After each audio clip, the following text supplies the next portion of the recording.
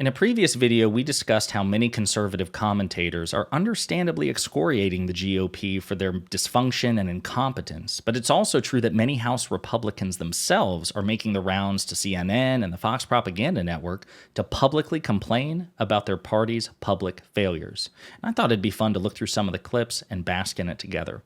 But before we unpack all that, if you haven't yet, please hit that like, subscribe, and the alert bell. Maybe check out my Patreon. I'd appreciate the support. All right, folks, so again, the House of Representatives is in recess for at least a week because they're currently paralyzed. They have no replacement speaker. They need to get one ASAP. And in the meantime, we're left to, discuss the other failures of the Republican Party as well as the Biden administration's many challenges and accomplishments. But I also wanted to squeeze some time in here because we've heard from right-wing commentators who are really upset. I thought it'd be fun to hear from, Republican Congress people, Republican legislators who are also very upset. With the exception of this first clip, the first clip is Ronna McDaniel, who is the chairwoman of the Republican National Committee. She's not a member of Congress, but she's very powerful. She's in charge of getting Republicans elected and reelected. And she had a very short but very blunt statement about what this dysfunction may mean for future elections. And we can't do this next year. We cannot do this and win. If this happens again, we are jeopardizing a very small House majority. What I will So that's Ronna McDaniel, Mitt Romney's niece, by the way, who's making the case that, listen, she's got a really hard job and she's not very good at it in the first place. And she's saying if this keeps going on, we're going to lose in 2024, which is very likely the case, at least with the House of Representatives anyway, because of redistricting. So they face a pretty formidable challenge there, too. Now, this next person is Garrett Graves. He is a representative. He's a Republican from Louisiana. And what's interesting is he offered another dynamic to the conflict among the Republicans, a physical one. Jake, I'll be really candid. I think if we had stayed together in the meeting last night, I think that you would have seen fists thrown, and I'm not being dramatic when I say that. There is a lot of raw emotions right now. All right. And can you imagine Kevin McCarthy and trying to do like the people's elbow on Matt Gaetz or whatever. I mean, what a clown show. So this next person here, the next person is Steve Womack. He is a representative, a Republican from Arkansas, and he seems really scrappy. I imagine he would have done very well if it had actually come down to blows. But this is what he had to say to Jake Tapper. You worried that the same thing's going to happen, that the mess of this, the chaos of this is going to hurt Republicans in 2024? I do. It is... And look, you don't have to think terribly practically to understand that we were given a very thin majority, very thin, 4 or 5 seat majority when we took office earlier this year. And the American people are watching us every day. And they have to be deciding in their own collective minds as to whether or not we have the ability to govern the House of Representatives.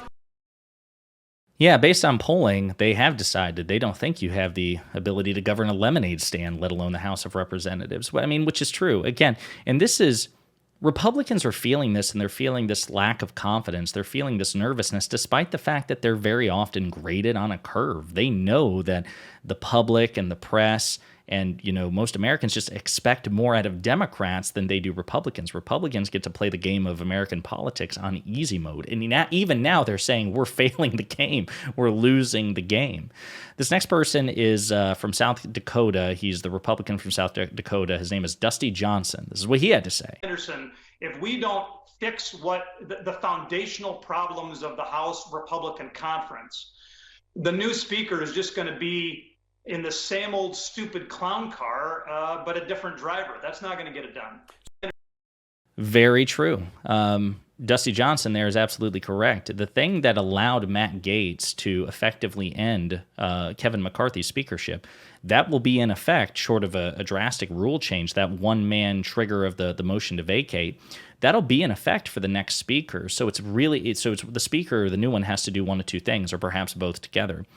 Number one, if the one-man motion to vacate will remain or has to remain, that they're going to have to build a strong bipartisan coalition. Because if Kevin McCarthy had reached out to Democrats, if he had accepted the deal that reportedly Democrats tried to make with him, he just rejected it out of hand and said he's not going to deal with Democrats, then even if Matt Gaetz had triggered the motion to vacate, he would have been protected because there would have been enough Republicans and enough Democrats to protect him. But Kevin McCarthy stupidly and partisanly rejected any sort of negotiation and suffered the consequences. So the next Republican speaker, it might behoove them to try to reach across the aisle and say, hey, if I'm not crazy and we can get these commitments and concessions written in blood, will you back me up against somebody like Matt Gaetz? And I'm sure Democrats would be happy to oblige.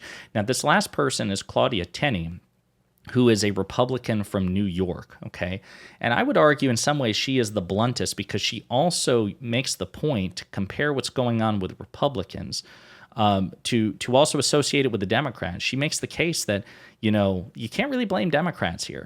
And by the way, Matt Gaetz spent all week going around last week and this week meeting with Democrats like AOC, Rashida Tlaib, Pramila Jayapal, meeting with them to try to get them to support him. Yeah. Why wouldn't the Democrats hand us a colossal failure like this without even having to work at it? We did that. And I'm honestly, I'm so frustrated because I'm a Republican. I served in the state legislature where the Democrats control everything. Yeah. I have never seen anything so malicious as the lies that were told on the House floor yesterday by people who I considered to be good conservatives. We just can't continue like this, Maria. We have got. So, yeah, I mean, there you have it. She's right. This is Democrats can't be faulted here. I know some people in the media, some other commentators are trying to blame or criticize Democrats here. But the truth is, can you imagine a counterfactual? AOC pointed this out. Imagine the roles were reversed. Would Kevin McCarthy bend over backwards to save Democrats from themselves? Of course not. What the Democrats did was smart politics, especially when you consider that Kevin McCarthy was a bad faith actor. He lied to President Biden. He lied about, not having an impeachment an impeachment inquiry hearing without a vote. He lied about that. He reneged on the deal with Biden. He escalated the brinkmanship with the debt ceiling, with the government shutdown. And then at the very end, he lied about the role Democrats played. He tried to blame Democrats for the near-miss shutdown. And then he refused to make a deal with Hakeem Jeffries and the Democrats, too. So as far as I'm concerned, he was hoisted by his own petard. He and the Republican Party as a whole have 100% responsibility for all of this. And anyway, it's just fun to bask in the obvious despair and frustration of House Republicans because as far as I'm concerned, they've all played a role in all of this.